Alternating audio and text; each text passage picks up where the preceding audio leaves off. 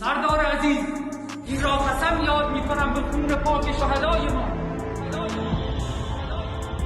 به پهلوی شکسته مادرمان و به ناله تمام مظلومان عالم.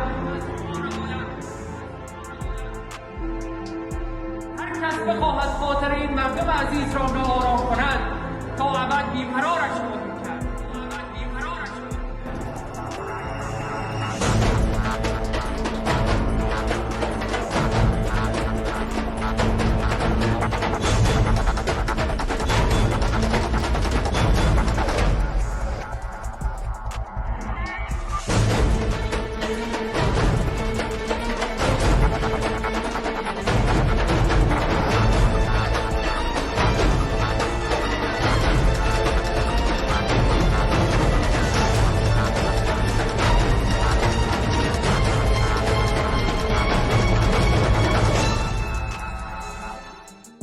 New this morning, Russian President Vladimir Putin has declared martial law in 4 Ukrainian regions that Moscow claims to have annexed illegally: Luhansk, Donetsk, Kherson, and Zaporizhia.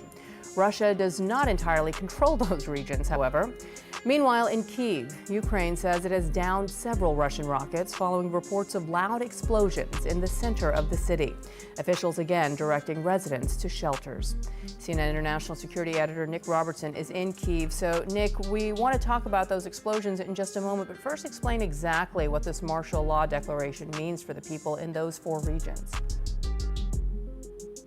It's going to mean that they will be under the command and direction through law of the military in those areas. For example, this morning, the civilian residents, Ukrainian residents of that the now illegally annexed Kherson, were told by text message that they should evacuate the city. The implication is that they need to move to safer areas inside of Russia.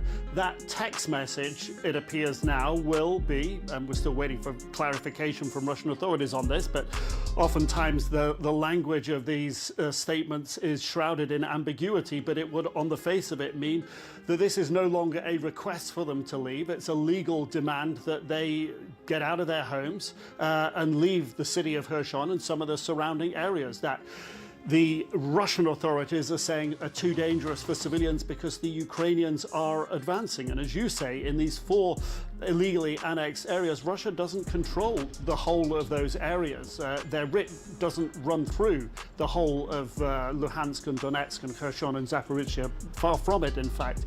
They've been losing territory there. What it's going to mean for the residents, though, is a higher degree of uncertainty and certainly... We are following developments out of Ukraine, where officials say Ukrainian forces have now shot down 13 kamikaze drones over the Mykolaiv region as Russia continues to launch aerial attacks on cities across Ukraine. But the chief of military intelligence in Ukraine is predicting an end to the war by next summer, saying, quote, Russia's loss is inevitable. His comments coming as Ukrainian intelligence believes Russia's supply of many missile types are now critically low.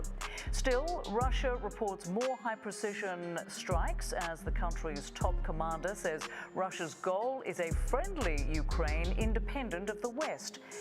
Whatever Russia's aim, its ruthless airstrikes are having a devastating impact on Ukraine's energy infrastructure. The Ukrainian president says 30% of the country's power stations have been destroyed in the past 9 days. And that's causing massive blackouts across the country. 2 central Ukrainian cities say they just lost power due to overnight shelling.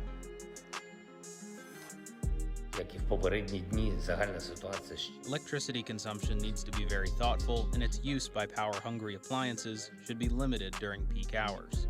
The more mindful will be our electricity consumption from 5 p.m. to 11 p.m., the more stable will be our electric power system.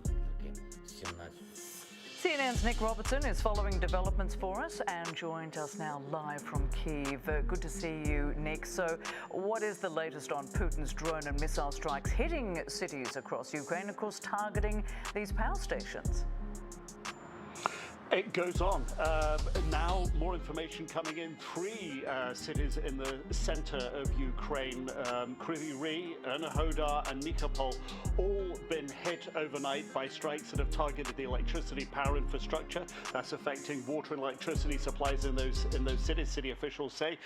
The energy supplier in Ukraine says that generally they can do the sort of less extensive repairs within about 48 hours, but it is a big effort for Ukraine to continue to be able to keep people warm, to allow them to have their lights on in what appears to be a war of attrition to try to turn out the lights in Ukraine at the moment by targeting the electricity supplies. Mykolaiv, as you said there, 13 drones shot down overnight.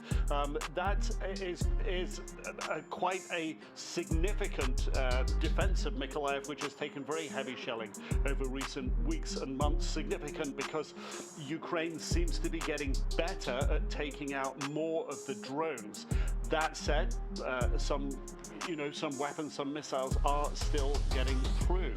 Interesting that we heard on Russian state television, Sergei Surovkin, Russia's new general in charge of operations in Ukraine, saying that they want to have friendly relations with Ukraine while at the same time continuing to shell them. That flies in the face of logic to a degree, but is also saying that he's going to pull out the civilian population in Kherson, that Russian forces there will continue to fight to grind down the advancing enemy. This is an important town and perhaps an important move by the Russian military on the verge of happening here. If they pull out of Kherson, then this is the last major foothold they have west of that important strategic river that runs north.